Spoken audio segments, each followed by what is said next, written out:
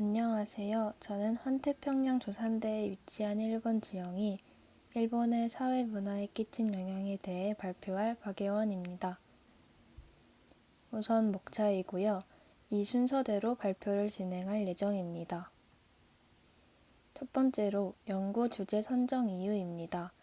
저는 세계지리 수업 시간에 배운 지진 화산 활동이 일본 사회 및 문화에 미치는 영향이 궁금했고, 평소 즐겨보던 일본 드라마와 영화 중 동일본 대지진을 배경으로 했던 작품들이 떠올라 더 탐구해보고 싶어 해당 주제로 교과 융합 발표를 진행하게 되었습니다. 일본의 지리적 환경의 특징으로는 환태평양 조산대를 이야기할 수 있습니다. 일본은 환태평양 지진대에 속하여 활발한 조산운동의 결과로 지진과 화산 분화가 잦습니다. 사진에 빨갛게 표시된 부분이 환태평양 조산대, 다른 용어론 불의 고리라고도 합니다.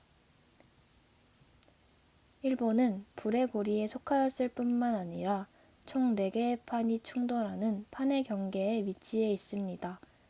자세히는 북아메리카판, 태평양판, 필리핀판, 유라시아판이 맞물리는 접점에 위치하고 있는 것을 볼 수 있습니다. 이로 인해 일본에는 지진과 화산 활동이 잦게 발생하여 일본의 사회 문화에까지 많은 영향을 끼쳐왔습니다. 다음으로는 지진 화산이 일본 사회에 끼친 영향에 대하여 설명하겠습니다.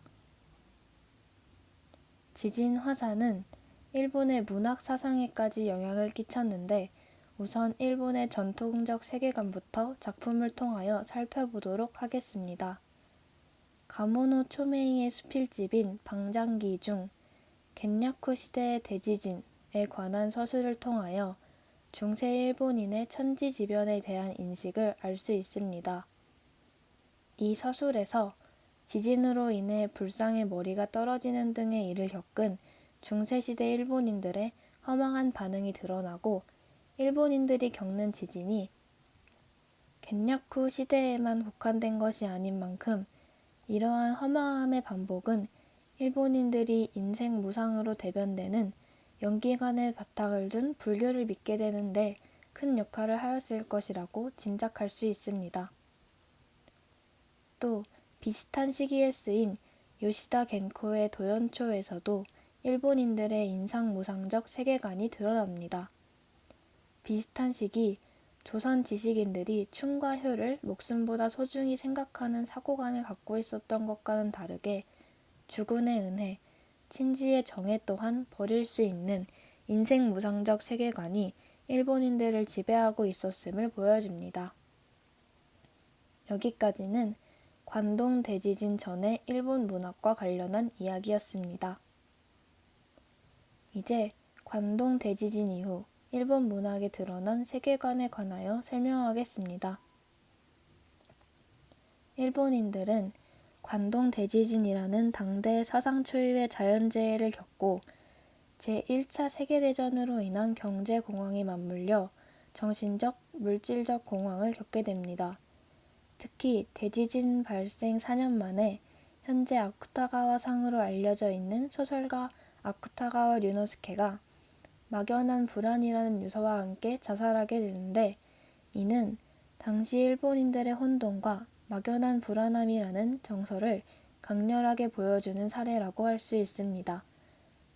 막연한 불안함이라는 정서를 느낌과 동시에 일본인들은 새로운 또 다른 정서적 체험을 하게 되는데, 지진으로 인해 새로운 근대적 도시의 외관들이 들어서며 도쿄의 일부 젊은이들은 전통 일본적 가치관을 버리고 서구식 가치관을 받아들이게 됩니다. 하지만 기성 일본인들은 대지진을 경험하면서 비롯된 막연한 불안함과 동시에 자신들이 믿고 있던 가치에 대한 불안감 또한 느끼게 됩니다. 그리고 김부라라는 긴자의 쇼인들을 구경하며 할 일 없이 거리를 배회하는 버릇을 뜻하는 단어를 통하여 허무주의 세계관에 한층 더 사로잡히게 된 일본인의 모습 또한 알 수 있었습니다. 이렇게 관동 대지진 이후 일본인들의 세계관은 미래의 새로움에 대한 기대와 믿음을 의미하는 모더니티로 나아가고 있었으나 그 밑에는 막연한 불안이라는 전통적 의식이 한층 강화된 형태로 자리 잡게 되었음을 알 수 있었습니다. 이제부터는 지진, 화산의 영향을 받은 일본 문화에 관하여 알아볼 것인데 우선 건축 문화입니다. 일본은 70%가 산지로 이루어져 있기 때문에 나무 재료를 구하기가 쉬워 옛부터 목조 건물을 많이 지었다고 합니다. 또한 밑 설명에 보이듯이 목조 건물은 지진 발생 시 장점이 많습니다. 다음으로는 광물 문화인데요. 앞서 말했듯이 일본은 지진과 화산활동으로 유명한 불의 고리에 위치하여 지진과 화산활동이 빈번합니다. 때문에 화산재를 사용한 도자기도 존재한다고 합니다. 옆 사진에는 사쿠라지마의 화산재와 온천수를 이용해 만들 수 있는 도자기입니다. 그리고 온천 문화입니다. 일본에는 온천이 정말 유명한데 이 온천은 지하수가 지열에 의해 데워져 지표로 나온 것으로 지온이 매우 높은 화산 주변에 주로 발달하게 됩니다. 마지막으로 지진, 화산 등 자연재해의 영향을 받은 일본 멀티미디어 산업입니다. 이 세 작품은 모두 동일본 대지진을 배경으로 한 작품으로 아사다 가족은 동일본 대지진 이후 사진사의 재난구호 작업을 담은 영화이고 고세 마요이가는 동일본 대지진 피해 지역을 무대로 한 애니메이션을 제작하는 계속 응원 프로젝트 2011+10의 일환으로서 만들어진 애니메이션입니다. 마지막으로 올해 개봉한 신카이 마코토 감독의 스즈메의 문단속입니다.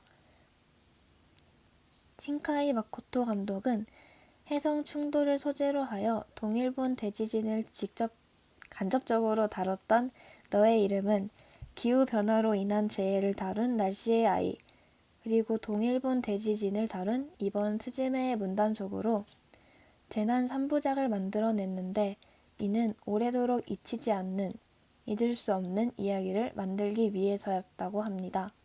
이렇게 일본의 지형으로 인하여 발생하는 여러 자연재해들이 일본의 멀티미디어 산업에도 영향을 끼쳤음을 알 수 있었습니다.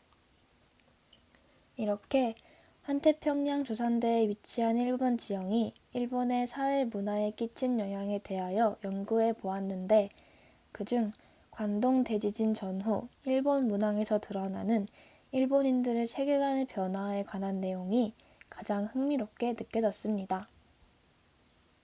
참고자료이고요. 이상으로 발표를 마치겠습니다. 감사합니다.